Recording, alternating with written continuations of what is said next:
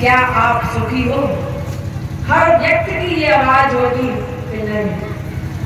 दुख नाम का एक ऐसा लेवल, ऐसी मोहर हर व्यक्ति की लगी हुई है। दुख पैदा होता कहां से? हम दुख के पीछे पड़ जाते हैं, लेकिन ये भी तो सोचे कि दुख आया कहां से? जमीन से निकला कि आसमान से आया, या किसी पेड़ से आया? कहां से आया दुख? हर व्यक्ति जब दुखी है तो मेन पॉइंट की बात दुख पे ही होनी चाहिए कि वो दुख आया कहां से। अब उस दुख का समाधान ढूंढने के लिए, और सच पूछो तो संतों के पास भी सबसे ज्यादा लोग दुख के कारण ही आते हैं। किसी न किसी को कोई न कोई दुख लगा हुआ है। घर में कोई है, सास को पूछो तो उसे बहू का दुख है, बहू को पूछो तो सास का दुख है, संतानहीन है उन्हें संतान का दुख है, किसी को कोई सरकारी जॉब नहीं लगा तो उसे जॉब लेने का दुख है, किसी को खेती किसानी का दुख है, तो किसी को मकान बनाने का दुख है। संतों में भी ऊंचे ऊंचे आश्रम बनाने का दुख, इतना पैसा मिल जाए 4 कमरे बने, 8 कमरे बन जाए, एक आश्रम बना है दूसरा आश्रम बन जाए, इतनी जमीन लगी है और जमीन लग जाए, और कुछ ना हो तो संत महापुरुषों में मान सम्मान का एक दुख है। हम फलानी जगह गए, मुझे सम्मान नहीं मिला, इतना दुख तो हर किसी को है। माया तजी तो क्या हुआ, मान तजा नहीं जाए, यही माने मुनिवर ठगे, मान सवन को खाए। माया तज देते हैं, और माया से भी ज्यादा कठिन काम है मान तजना। संत महापुरुषों को कुछ न दुख हो तो कम से कम मान सम्मान का ही दुख लगा रहता है। सदगुरु रवि साहब ने कहा है कि मोटी माया सब तजे, झीनी तजे न कोई। झीनी माया मान सम्मान की बताई है, जो हृदय में किसी न किसी कोने में बनी रहती है कि हम इतने ऊंचे हैं, हमारा इतना सम्मान होना चाहिए, हमारा इतना मान होना चाहिए, हमारे पुराने व्यक्ति ने बेइज्जती कर दी। इन चीजों से, झीनी माया से बहुत कम लोग निकल पाते। कहने का तात्पर्य हर व्यक्ति दुखी है, और उस दुख से दूर होने का आप लोग कोई उपाय नहीं करते हो। क्या करते हो? क्षुधा कल्पना मात्र गगन का दावा सोले आना सच है। हम सुख तो चाहते हैं, लेकिन मेरा हाथ किधर जाता है? दुख के पदार्थों पे। सुख केवल चाह रखते हैं कि सुखी हो जाए, क्योंकि आपका स्वभाव है सुख और आनंदमय, क्योंकि आत्मा का स्वभाव परमानंद परम सुख का है।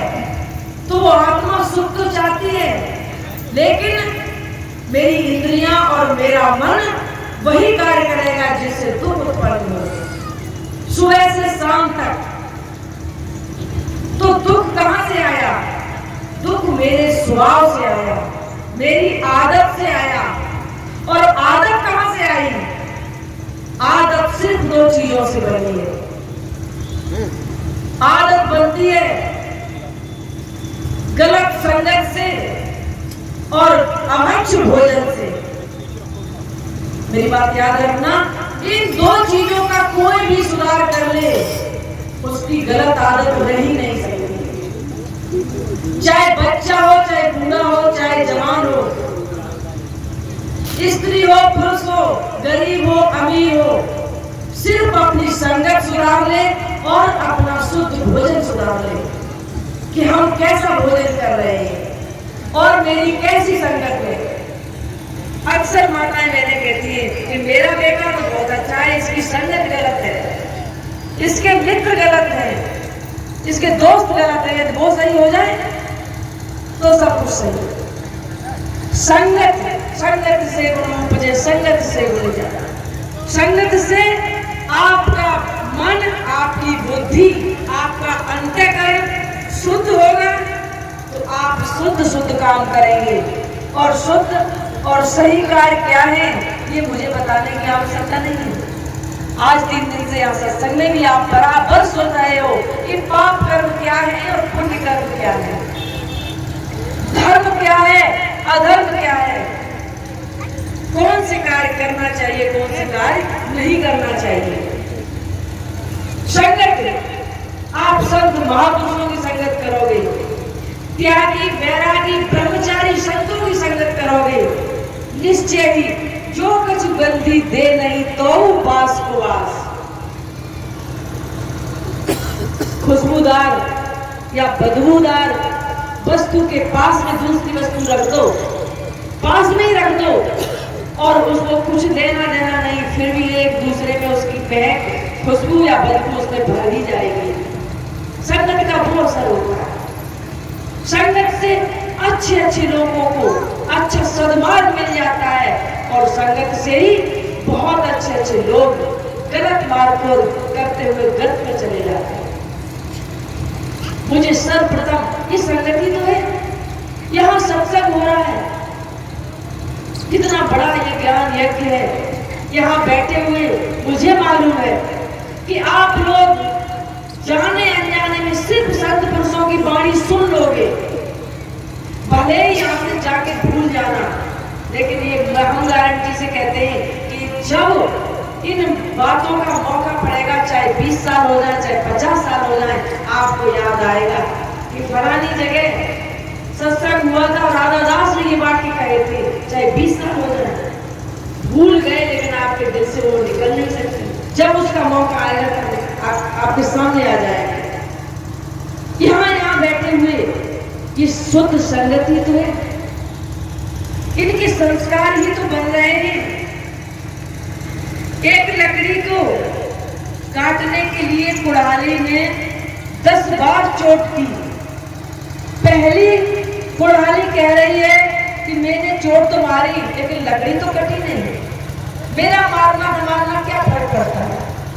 और अंतिम कुल्हाड़ी कह रही है कि लकड़ी को मैंने काट दिया। क्या बीच की पीछे की 9 कुल्हाड़ियों का कोई महत्व नहीं? भले ही वो अंतिम कुल्हाड़ी ये कहे कि नहीं, लकड़ी को मैंने काटा, लेकिन नहीं, उन 9 कुल्हाड़ियों का भी पूरा महत्व है, जितना लास्ट वाली कुल्हाड़ी का महत्व है, उतना ही पहली वाली का, उतना ही बीच की उन 8 कुल्हाड़ियों की चोट का। संत पुरुष अपने ज्ञान को बताते हैं प्रवचनों के द्वारा, सत्संग के द्वारा, और मुझे इस बात का संतोष रहता है कि मेरी बात उस कुल्हाड़ी के एक चोट के बराबर है, जिसका असर कभी बेअसर हो ही नहीं सकता। ये शुद्ध संगत होती है। अपने बच्चों को ऐसी संगत दो ताकि उसकी बुद्धि और विवेक जागृत हो। दूसरा, हमारी आदत